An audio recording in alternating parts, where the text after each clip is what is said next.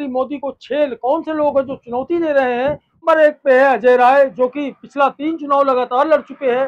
भारत के प्रधानमंत्री बने नरेंद्र मोदी। देश में चुनाव का माहौल अंतिम चरण में पहुंच चुका है। पीएम मोदी की सीट वाराणसी सबसे अधिक चर्चा का विषय बनी हुई है। साथ ही साथ इस सीट पर 41 लोगों ने अपना दावा ठोका था, लेकिन तमाम नामांकन खारिज हुए। इसमें श्याम रंगीला का भी नामांकन पत्र था जो चर्चा का विषय बना।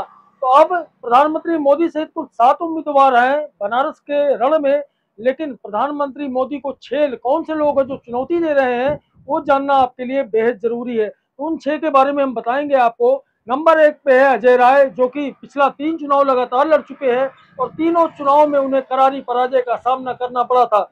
अगर बात करें जो है वाराणसी की, तो यहाँ जो है नरेंद्र मोदी के खिलाफ 1991 के बाद से भाजपा 7 बार बनारस की सीट जीत चुकी है। केवल 2004 में कांग्रेस के राजेश कुमार मिश्रा ने उनकी स्टीक बिगाड़ी थी। नरेंद्र मोदी की सीट कही जाने से पहले भाजपा के दिग्गज मुरली मनोहर जोशी इस सीट के सांसद हुआ करते थे और जोशी का नाम भी बड़ा नाम था, वह भाजपा के राष्ट्रीय अध्यक्ष भी रह चुके हैं। इसके अलावा साल 2014 में प्रधानमंत्री नरेंद्र मोदी ने पहली बार बनारस से चुनाव लड़ा और चुनाव लड़ने के बाद जीत दर्ज की, और जीत दर्ज करने के साथ साथ भारत के प्रधानमंत्री बने नरेंद्र मोदी, और जिस तरह से देश ने उन्हें समर्थन दिया था वो यादगार बन गया था। उसके बाद बनारस को लेकर के पीएम मोदी ने यह भी कहा था कि मां गंगा ने हमें बुलाया है, और उनकी इस बात को लेकर बीजेपी लगातार हर चुनाव में बनारस की बात जब आती है तो इस बात को जरूर कहती है। पीएम मोदी स्वयं कहते हैं कि मुझे मां गंगा ने बुलाया है। तो अब 2019 में जो है फिर मोदी इस सीट से जीते और उनकी सरकार वापस सत्ता में लौटी, लेकिन जीत का अंतर इस बार बढ़ गया था और 4,59,000 वोटों से जीत दर्ज की मोदी ने, और 63.6 यानी 63.6% वोट शेयर पीएम मोदी का था, और दूसरे नंबर पर समाजवादी पार्टी की शालिनी यादव थी। अब जो 6 लोग हैं पीएम मोदी के खिलाफ, उनके बारे में जान लीजिए।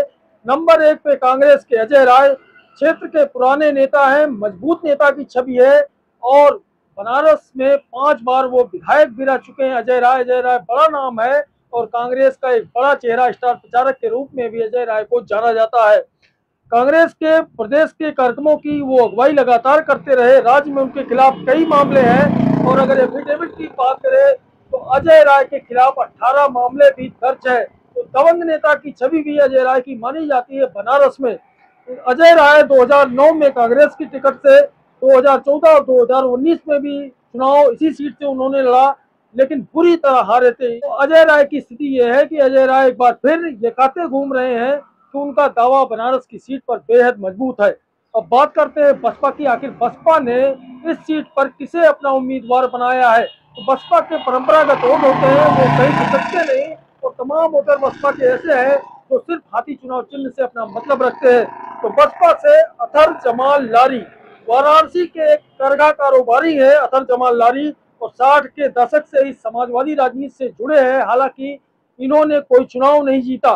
1984 में पहला चुनाव लड़ा, लेकिन जनता पार्टी के टिकट पर, मगर वो हार गए थे। 1991 में जनता दल से वाराणसी कैंट से चुनाव लड़ा लारी ने, और वहां भी वो हार गए थे। तो इसके बाद मुख्तार अंसारी के कौमी एकता दल से टिकट मिला, लेकिन वह तीसरे नंबर पर रहे। अब अपना दल से कमेरावादी जो अपना दल है, यानी अनुप्रिया पटेल वाला नहीं, उनके दूसरे जो उनके परिजन है, उनका जो अपना दल है, उससे गगन प्रकाश यादव चुनाव मैदान में है। कोलिशेट्टी शिव कुमार, इनकी पार्टी का नाम है युग तुलसी पार्टी। शिव कुमार मूल रूप से हैदराबाद के रहने वाले हैं और पीएम मोदी के खिलाफ वाराणसी में ताल ठोक रहे हैं। आंध्र प्रदेश का एक ट्रस्ट है तिरुमाला वेंकटेश्वर मंदिर का प्रबंधन करता है। शिव कुमार और युग तुलसी पार्टी कुछ महीने पहले खबरों में थे, क्योंकि भारत राष्ट्रीय समिति ने इनके खिलाफ शिकायत दर्ज की थी। इसके अलावा निर्दलीय संजय कुमार तिवारी निर्दलीय चुनाव लड़ रहे हैं, और वो मजदूरों की राजनीति करते हैं। उनको कामगार चेहरा बताया जाता है और दिल्ली से ताल्लुक रखते हैं। इसके अलावा निर्दलीय हैं 6ठे नंबर पे दिनेश कुमार यादव। ये सिकरौल के 3 बार के पार्षद रह चुके हैं दिनेश कुमार यादव, और यह भी प्रधानमंत्री मोदी को हराने का सपना देख रहे हैं। बनारस का चुनाव बेहद दिलचस्प है, रोचक है, और पीएम मोदी यहाँ से सबसे बड़े कद के एक उम्मीदवार हैं, लेकिन उनके खिलाफ जो 6 लोग चुनाव लड़ रहे हैं, उन 6 लोगों का भी अपना अपना दावा है, और सबके दावे यही है जीत उनको मिलेगी। लेकिन जिस तरह का इतिहास रहा है बनारस संसदीय क्षेत्र का, उसमें कोई दो राय नहीं कि फिलहाल प्रधानमंत्री नरेंद्र मोदी की ही चर्चा बनारस की हर गली में है। हर गली हर घाट पीएम मोदी, नमो नमो, यही इन्हीं सब की चर्चा है। और पीएम मोदी जिस तरह से अपना चुनाव लड़ रहे हैं, वो खुद जो है बनारस में लगातार बैठकें कर रहे हैं, रोड शो कर चुके हैं। तो ऐसे में प्रधानमंत्री के खिलाफ जो भी दावेदार है, चूंकि केजरीवाल भी यहाँ से लड़ चुके हैं पूर्व में और वो भी नहीं टक्कर दे पाए थे, तो ऐसे में बनारस की जनता जानती है वो फैसला अपना सुना देगी जब सुनाना है।